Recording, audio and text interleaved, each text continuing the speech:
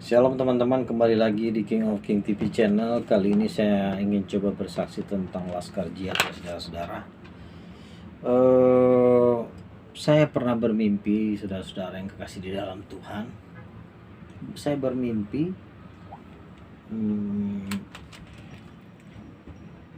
Panglima Laskar Jihad berdiri di depan saya. Tiba-tiba saya melihat Panglima Laskar Jihad berdiri di depan saya. Lalu saya tendang balik, berdarah, jatuh, langsung mati. Ya, tiba-tiba saya merenung kepada Tuhan, apa arti mimpi saya ini ya. Panglima Laskar Jihad kan kita tahu sendiri bahwa seperti apa sepak terjang mereka ya. Jadi pernah juga ada suatu kesaksian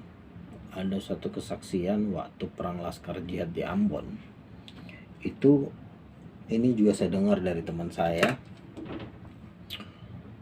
Ada seorang Kristen, dia memiliki tetangga pemimpin Laskar Jihad lah. Dia memandikan para prajuritnya dengan ilmu kebal supaya bisa supaya di parang tuh nggak mempan katanya kan. Lalu akhirnya pemimpin Laskar Jihad ini berangkatlah ke Ambon ya. Dan setelah berperang di Ambon, setelah beberapa tahun kemudian pulanglah pemimpin ini dan kembalilah ke rumahnya yang dimana tetangganya itu adalah orang Kristen. Lalu dia mengatakan kepada orang Kristen ini, Tuhan kamu hebat, Tuhan kamu hebat, Tuhan kamu hebat. Dia bilang gitu. Kenapa saudara? Karena semua Laskar Jihad sudah dimandikan air kembang ya, air ilmu kebal lah, supaya dihantam tidak mati ya. Jadi katanya di dalam ada satu penglihatan orang muslim pada waktu perang Laskar Jihad di Ambon. Dia melihat katanya ada seorang bule yang berbaju putih itu memegang pedang berapi. Dan dia kata tinggi besar ya. Dia katanya pada waktu Laskar Jihad itu sedang berperang, bule yang tinggi besar ini pakai jubah berapi ini menebas Laskar Jihad itu. Sekali tebas itu ratusan orang mati langsung. Sekali tebas ya saudara-saudara. Mungkin itu lebih dari ratusan atau mungkin itu ribuan, kita nggak tahu. Tapi pedangnya ini berapi ya saudara-saudara. Nah, lalu saya merenungkan kesaksian Bapak ini. Memang kita lihat di dalam Alkitab, malaikat-malaikat Tuhan itu pedangnya berapi saudara.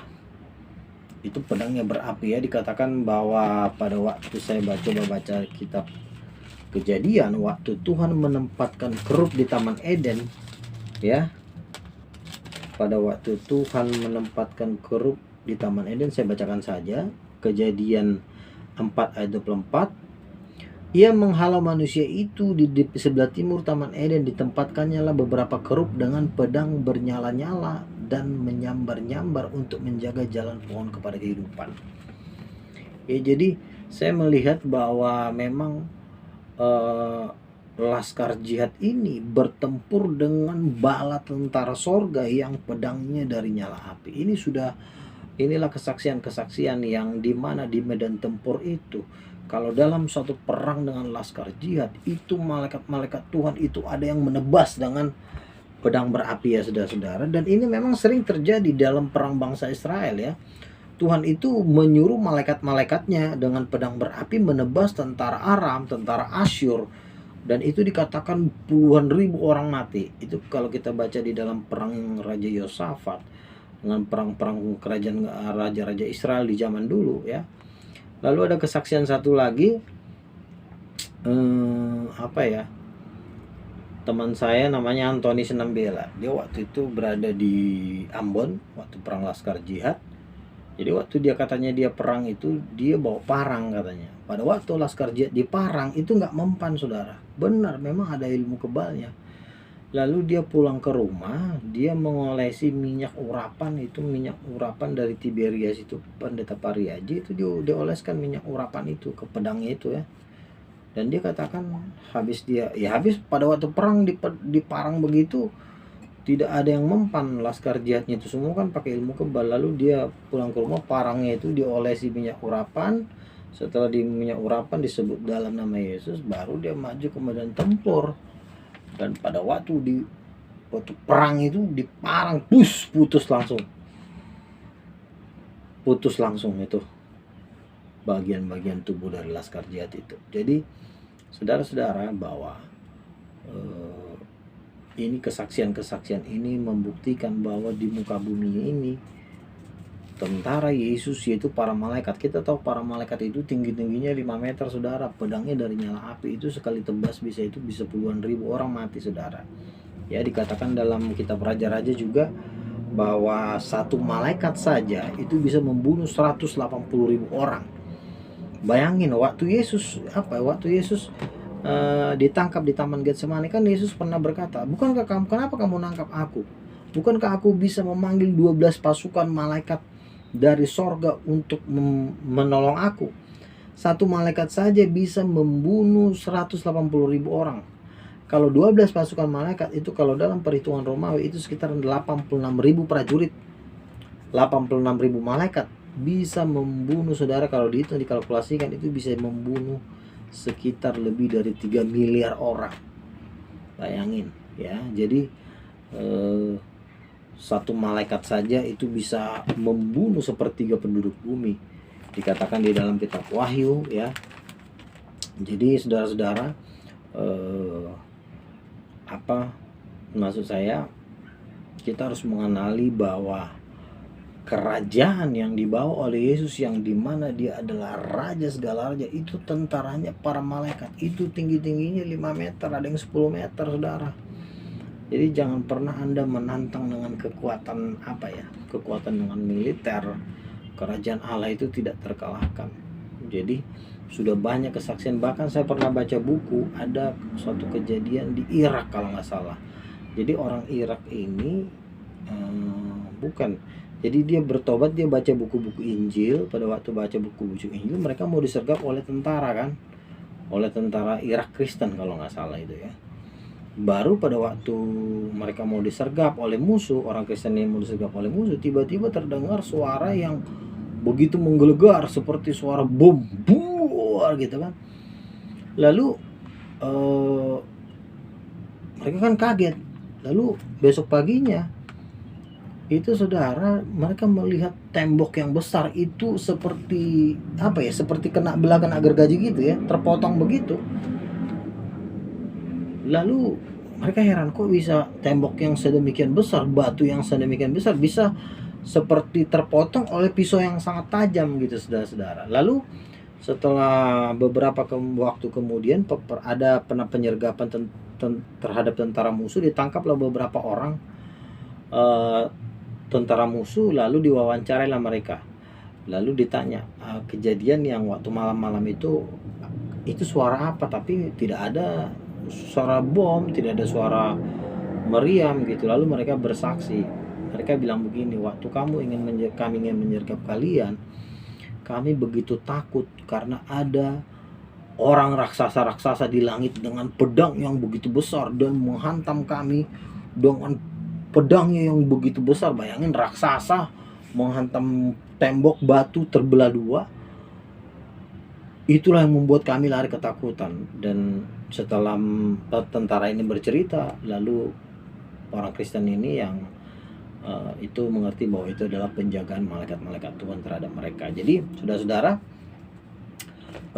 malaikat-malaikat Tuhan itu selalu berada di tengah-tengah orang Kristen. Saya sendiri kalau berdoa pernah sering datang malaikat-malaikat Tuhan.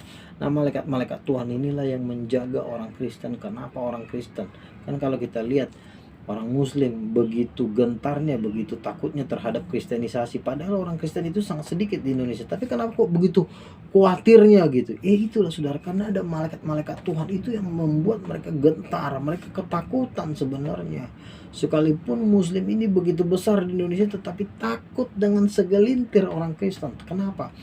Bukan karena orang Kristennya kecil, tetapi para malaikat-malaikat Tuhan itulah yang membuat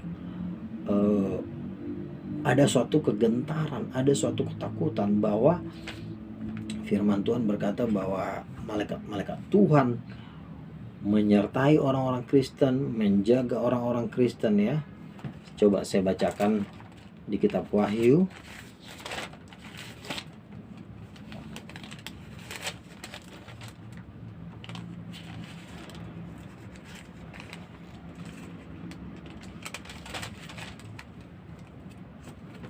Ini coba saya bacakan. Wahyu 18 ayat 1. Kemudian daripada itu aku melihat seorang malaikat turun dari sorga. Ia mempunyai kekuasaan besar dan bumi terang oleh kemuliaannya.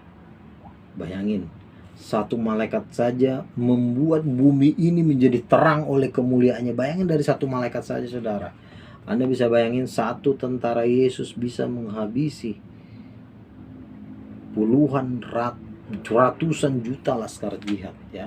Pada waktu perang terakhir, yaitu perang antara Yesus datang sebagai raja segala raja, dikatakan di Wahyu 19 bahwa mereka akan melawan penunggang kuda putih yang di jubahnya tertulis raja segala raja, dan mereka akan dan aku melihat binatang itu dan raja-raja di bumi serta tentara-tentara mereka berkumpul melakukan peperangan melawan penunggang kuda dan tentaranya. Maka tertangkaplah binatang itu dan bersama-sama dengan dia nabi palsu yang telah mengadakan tanda-tanda di depan matanya. Dan dengan demikian ia menyesatkan mereka yang telah menerima tanda dari binatang itu dan telah menyembah patungnya. Keduanya dilemparkan hidup-hidup ke dalam lautan api yang menyala-nyala oleh belerang, dan semua orang lain dibunuh dengan pedang yang keluar dari mulut penunggang kuda, dan semua burung kenyang oleh daging mereka. Jadi saudara-saudara, kekuatan Panglima Laskar Jihad yang di dalam mimpi saya bermimpi Panglima Laskar Jihad saya tendang balik mati, dan ya itulah, itu juga sudah tertulis di dalam kitab suci, di mana malaikat Tuhan itu dengan pedang yang menyala menghabisi semua tentara-tentara di muka bumi ini yang berani melawan raja segala raja. Itu adalah tentara dari raja segala raja. Haleluya, amin.